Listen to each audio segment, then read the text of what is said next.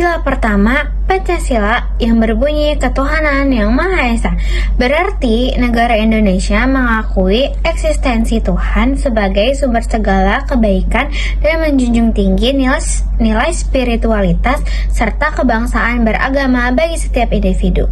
Sebagaimana sesuai dengan agama dan kepercayaannya masing-masing. Maknanya juga mencakup pengembangan sikap toleransi, saling menghormati, dan bekerja sama antar pemeluk agama untuk membangun kerukunan hidup bersama. Bahwa bangsa Indonesia mengakui dan meyakini adanya Tuhan Yang Maha Esa sebagai sumber dari segala kehidupan, sumber nilai kebenaran, serta dasar moral dalam membangun kehidupan bermasyarakat, berbangsa, dan bernegara. Sila pertama menegaskan bahwa setiap manusia memiliki hubungan langsung dengan Tuhan sesuai agama dan kepercayaannya masing-masing, sehingga negara Indonesia berkewajiban menjamin kebebasan setiap warga negara untuk memeluk agama, menjalankan ibadah, dan mengamalkan ajaran sesuai keyakinan tanpa pemaksaan. Selain itu, sila pertama mengandung makna bahwa negara Indonesia berdiri di atas keimanan dan ketakwaan kepada Tuhan, sehingga segala tindakan, kebijakan, dan peraturan yang dibuat harus berlandaskan nilai-nilai ketuhanan. Sila ini juga mengajarkan pentingnya toleransi, saling menghormati, serta hidup rukun antar umat beragama, meskipun beda keyakinan. Dengan kata lain, sila pertama menjadi landasan spiritual dan moral bangsa Indonesia yang menuntun warganya untuk hidup beradab, menjunjung tinggi kemanusiaan, serta selalu berbuat baik sesuai tuntutan agama dan nilai luhur bangsa.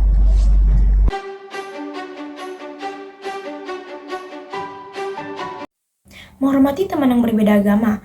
Menghormati teman yang berbeda agama merupakan salah satu sikap penting yang mencerminkan pengamalan sila pertama Pancasila, yaitu ketuhanan yang Maha Esa.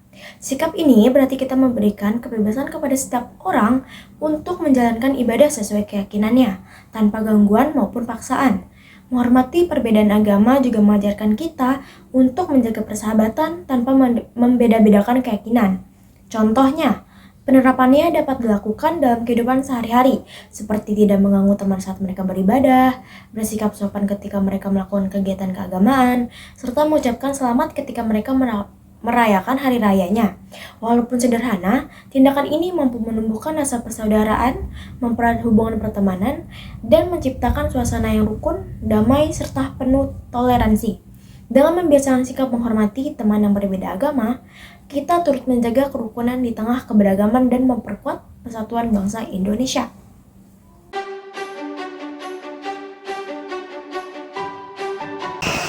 Rajin beribadah sesuai agama masing-masing. Rajin beribadah sesuai agama masing-masing merupakan salah satu contoh dari Pancasila yang pertama, yaitu ketuhanan yang Maha Esa. Sikap ini menunjukkan bahwa setiap orang taat kepada agamanya masing-masing dan ajaran agamanya. Dengan beribadah secara rutin, seseorang tidak hanya mendekati dirinya kepada Tuhan, tetapi juga membentuk pribadi yang disiplin, sabar, dan berakhlak baik. Kita juga memiliki contoh penerapannya dalam sehari-hari, adalah dengan melaksanakan ibadah. Sebelum melakukan aktivitas, kita berdoa dulu, serta menjaga sikap sesuai nilai-nilai agama. Seseorang pelajar misalnya, mereka tetap beribadah dengan rutin walaupun mereka lagi sibuk belajar atau beraktivitas di sekolah. Hal ini menumbuhkan rasa syukur, menenangkan hati, serta menjadi seseorang yang lebih baik.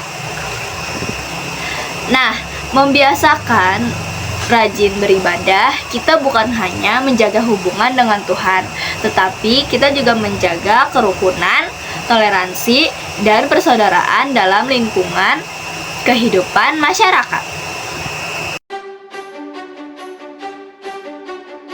Berikutnya, kita ada penjelasan dari sila keempat Pancasila yang berbunyi kerakyatan yang dipimpin oleh hikmat, kebijaksanaan dalam permusyawaratan dan perwakilan.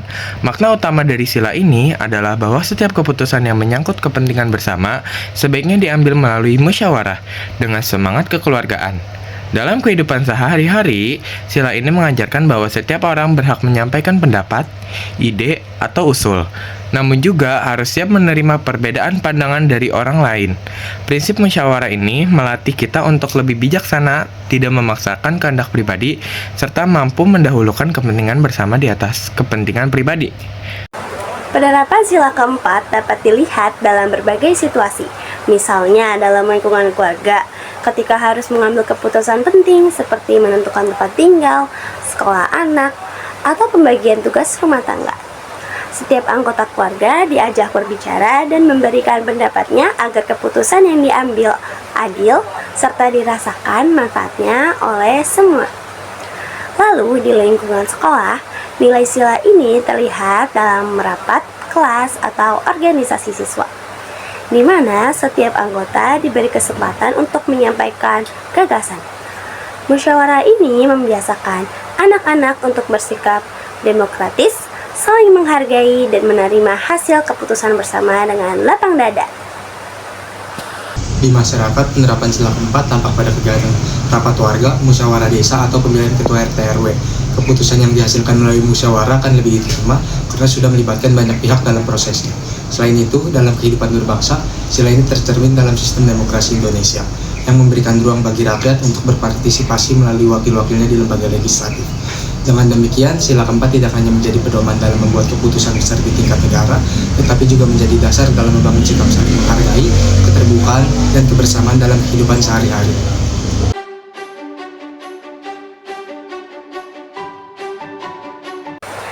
Mengikuti rapat kelas dan ikut menyampaikan pendapat merupakan bentuk nyata keterlibatan siswa dalam musyawarah bersama.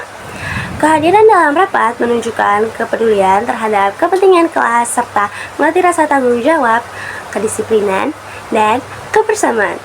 Selain itu, ketika siswa menyampaikan pendapat, hal itu menjadi kontribusi penting karena setiap ide, saran, maupun masukan bisa membantu menemukan keputusan terbaik yang bermanfaat bagi seluruh anggota kelas.